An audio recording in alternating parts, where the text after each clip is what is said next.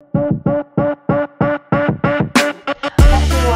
back. I'm Melissa Pineda, and today I will be discussing the book Brideshead Revisited by Evelyn Waugh.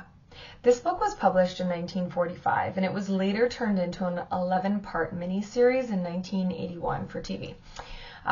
Really interesting book. So right off the bat, why would you want to read it? The timepiece itself, 1920s England, very interesting, and it takes you all the way to the Second World War.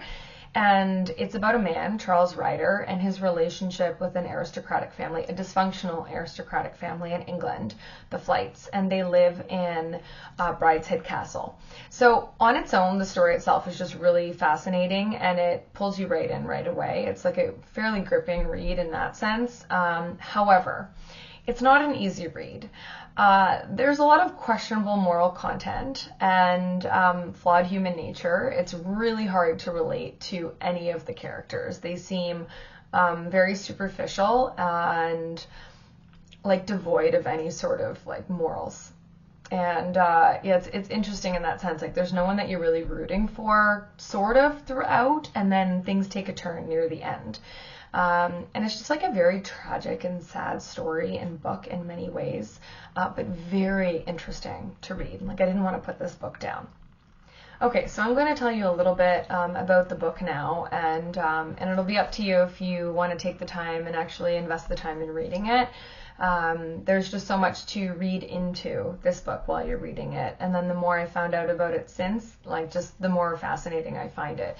So basically it's a story about a very rich English aristocratic family, and the husband and wife were estranged. The husband was actually living in Italy, the wife was living in Brideshead Castle, and she's the devout Catholic in this book from start to finish, and no one else in the family is. So her estranged husband is very hostile to Catholicism. And then she has a few sons, and then she has Julia, her daughter. And so Charles Ryder ends up falling in love with Julia, but he's best friends with Sebastian, her brother. And so Sebastian is an alcoholic. Ryder drinks a lot in this book as well, but Sebastian actually becomes an alcoholic. And ends up in Morocco and all sorts of trouble, and in any event, so there's affairs in there. Julia marries someone, a Canadian, who she doesn't love. There's just, it's a lot of really difficult stuff to read, especially with the extramarital affairs. And just the flawed character, Julia, who seems completely devoid of all morals.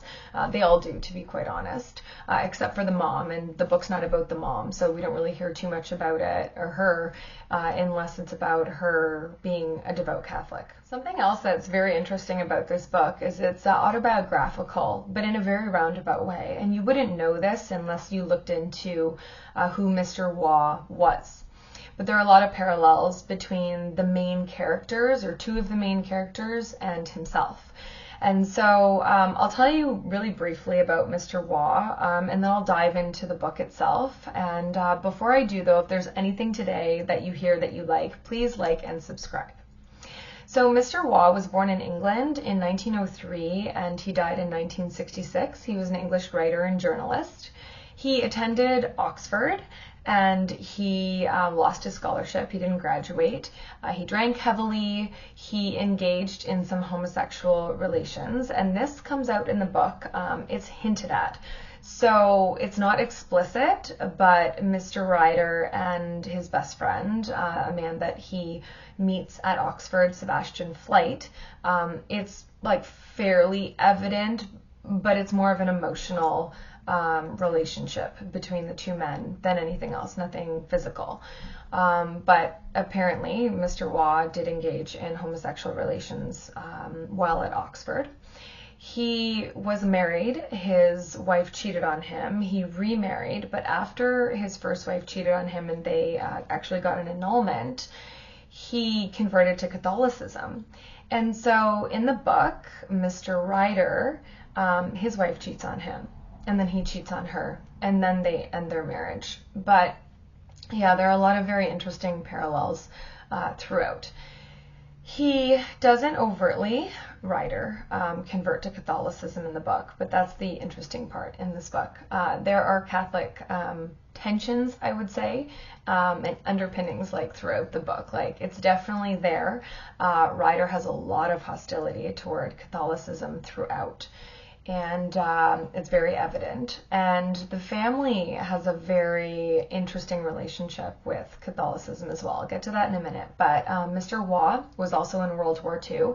He was in the Royal Marines, actually, and then he was injured in a parachuting training event and took unpaid leave. And that's when he actually wrote Brideshead Revisited. So there are these overt hostilities toward Catholicism throughout the book, perpetrated by the main characters.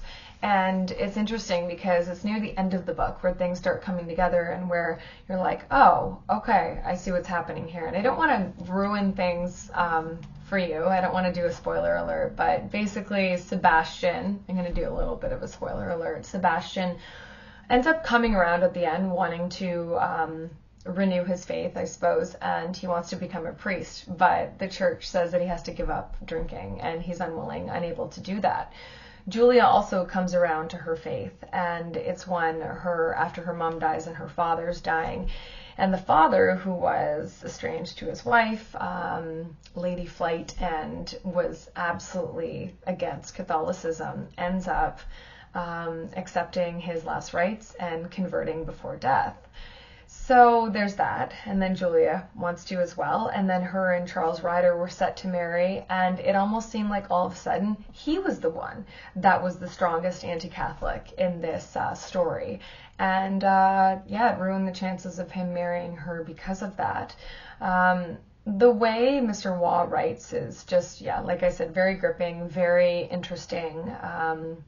Even when I was reading it thinking, okay, why am I reading this? Just because of just the questionable moral characters, but it has your attention. So the ending's very interesting. I'm not going to spoil it for you, but there is a conversion at the end. Mr. Ryder ends up entering into the Second World War. Brideshead Castle is gifted to the army, essentially, to use as a base.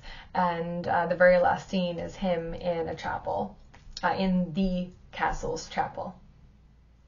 What's also really fascinating about this book is the way it's been used by certain communities, almost to be held up as like a champion for their side. So, for instance, the LGBTQ plus community has held this book up as something that is in support of their views and sentiments. And I don't think this is actually the case. What I found reading this book without even having researched it initially is that it was about faith. It's about Catholicism. It's about God and the fight that these individuals had, and in the end, a submission to God. And it's interesting because some have called it a Catholic novel, and at first, thinking about it, reflecting on it after, I thought, how is this a Catholic novel? I'm like, wait, no, I do think it is. And Bishop Barron, I don't know if you've heard of him, but he's from Chicago, and he does the whole Word on Fire Catholic Ministries. He calls it the best Catholic novel of the 20th century. Some have actually argued that the main actor in Brideshead Revisited isn't actually any of the human characters, it's divine providence itself. The book has been basically looked at as an exploration of how God's grace works, slowly, subtly, and very strangely. There's a lot written about this book, which I found very fascinating. So the book was published in 1945, and it was very well received. In 1946, in the United States, it was the selection in January of 1946 for the Book of the Month Club.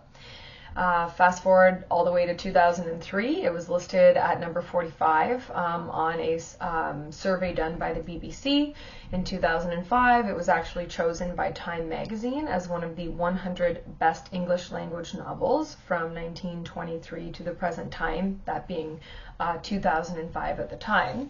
And in 2009, Newsweek magazine listed it as one of the 100 best books of world literature. So Waugh wrote that the novel deals with the operation of grace, and he says that that is the unmerited and unilateral act of love by which God continually calls souls to himself. So that's what he said about his book shortly after publishing his book. And then about a decade later, he criticized his book as being distasteful. Also really interesting. Waugh in general seems like he was a very interesting man. I'm going to leave you with a few quotes from the book that I thought were interesting. I really liked the way Waugh wrote. So one quote is, "I like and think good, the end to which wine is sometimes the means, the promotion of sympathy between man and man." He also said, "When people hate with all that energy, it is something in themselves they are hating." And the last quote, "It needs a very strong faith to stand entirely alone." And I myself think all those quotes ring true. But I will leave it there. I thought the book was excellent. If there's anything that you've heard today that you like, by all means pick yourself up a copy, give it a read, and also like and subscribe if you haven't already. And thank you so much for listening. Until next time.